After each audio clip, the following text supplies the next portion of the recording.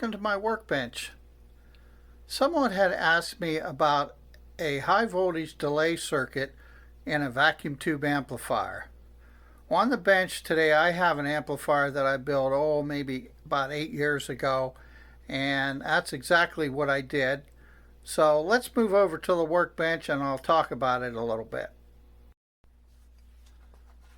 Now there's nothing really special about this amplifier.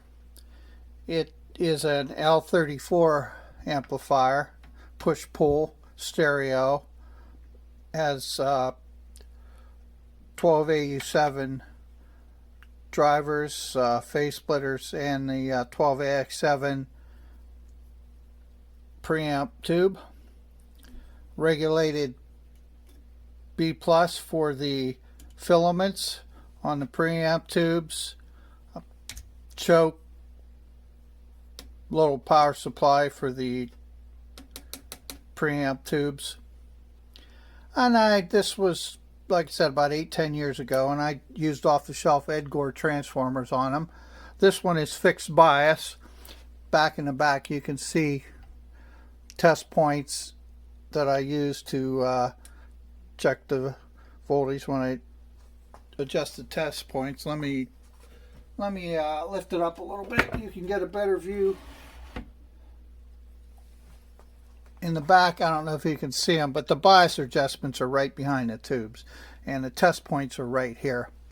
So nothing special about this, other than due to the high voltage on this, which upon turn on, this voltage could peak over 525 volts.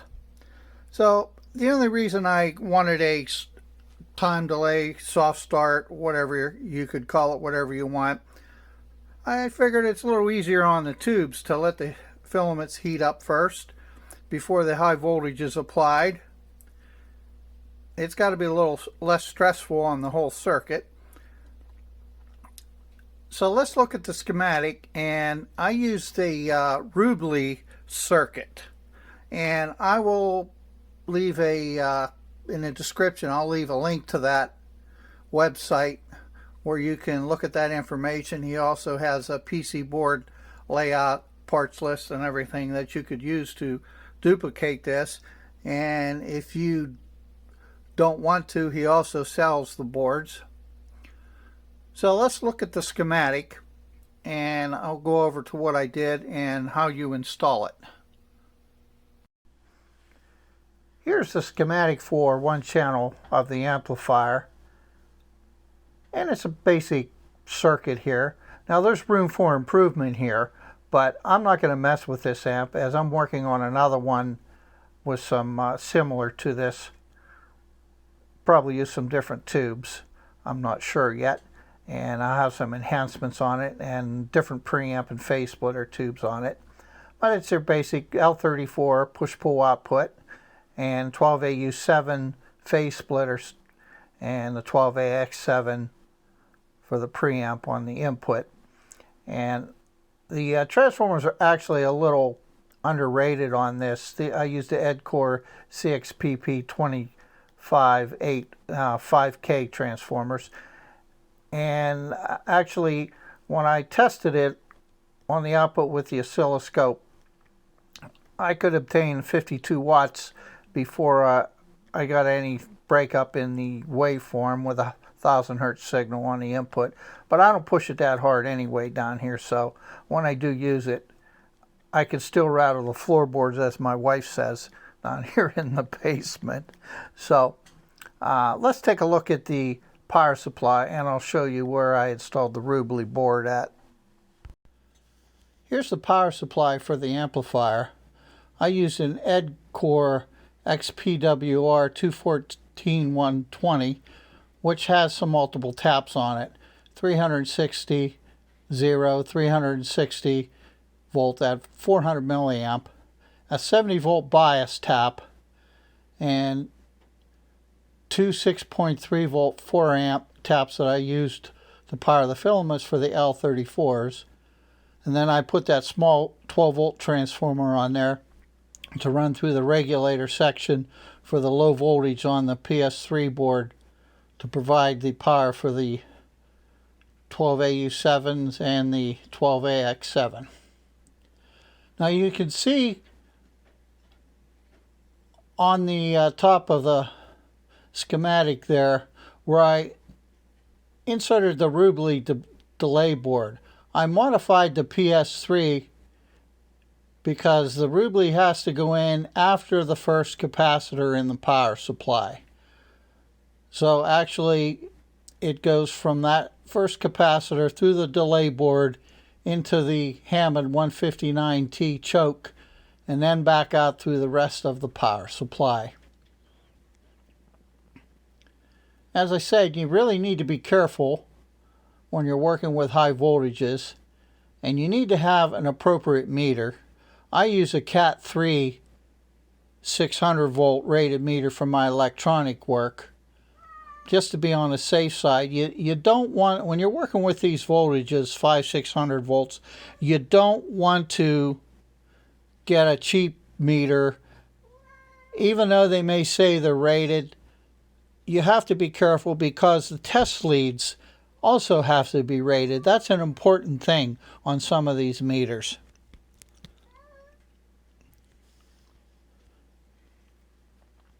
So the delay board works on that 30-second delay, and I did make a couple other changes to the PS3 board.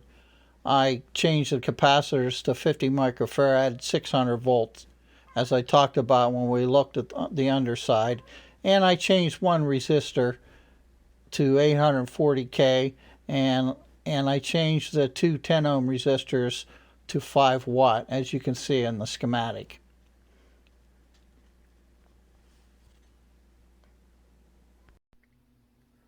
Let me move the camera around here so we can zoom in and have a really good close look at things. Now here's the high voltage delay board here. As you can see, I set it in on the side. And this is the glassware PS3 power supply board. Now, when you're working with any tube amplifier, you have to be very careful because there are lethal voltages inside. And you have to connect this delay board after the first capacitor in your power supply, or it will not work right. So what I did is I modified the PS3 board to do that. Now this board has two power supplies on it. It has this section here is the high voltage, and this section is the low voltage, and that's where the regulator IC comes up on the heatsink that you saw on the other side. This is for the filament of the preamp tubes. These capacitors are rated at 600 volt.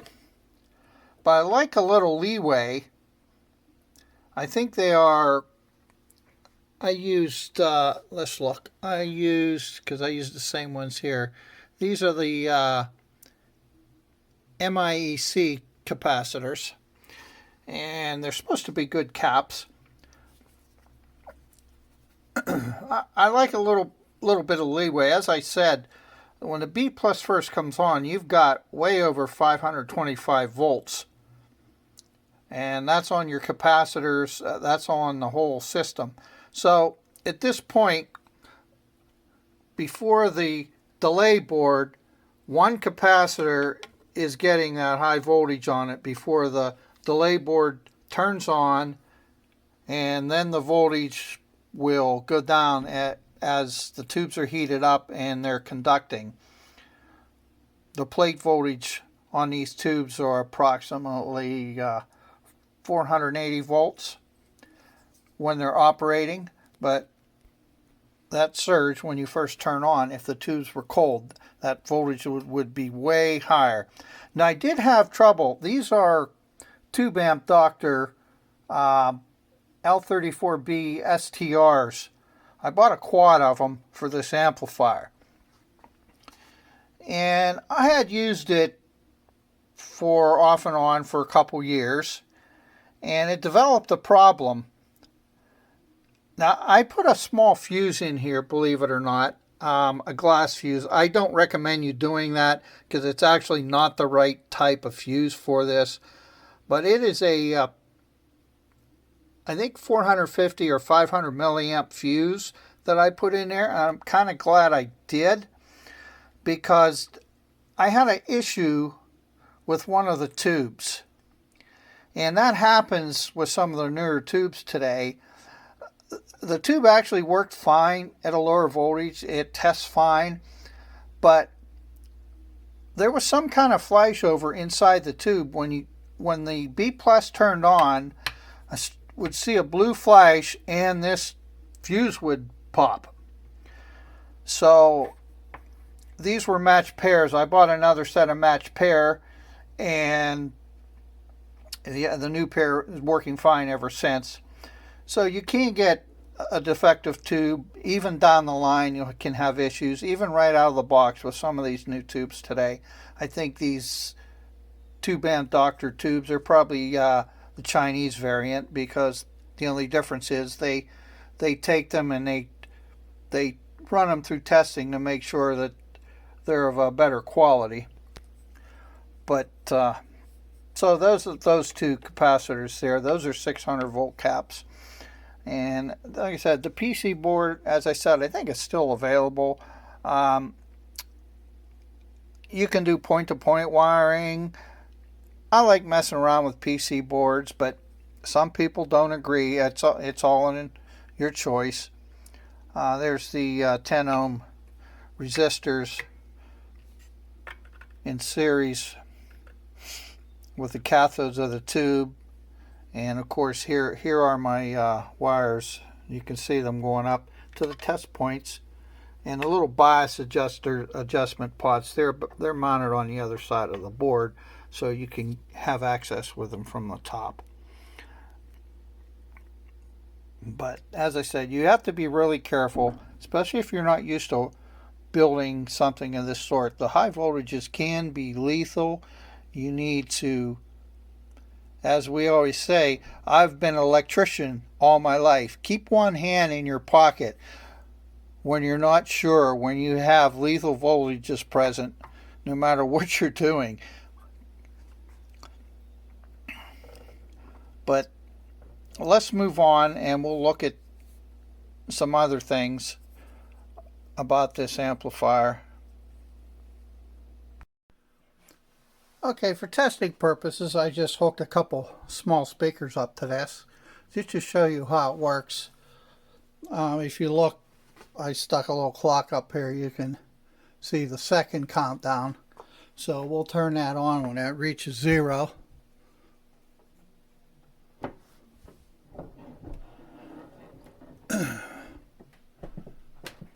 Six, 7.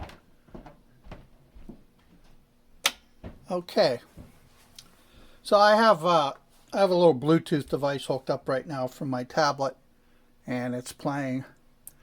And it gives you a nice delay, gives the tubes time to warm up, and it makes a nice addition.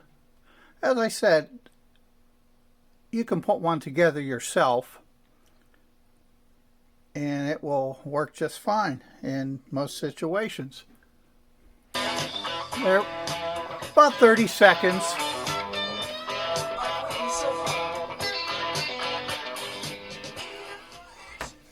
So you're looking at about a 30-second delay before the high voltage kicks on, giving all the tubes time to warm up a little bit. And it works pretty good. So if you have any questions,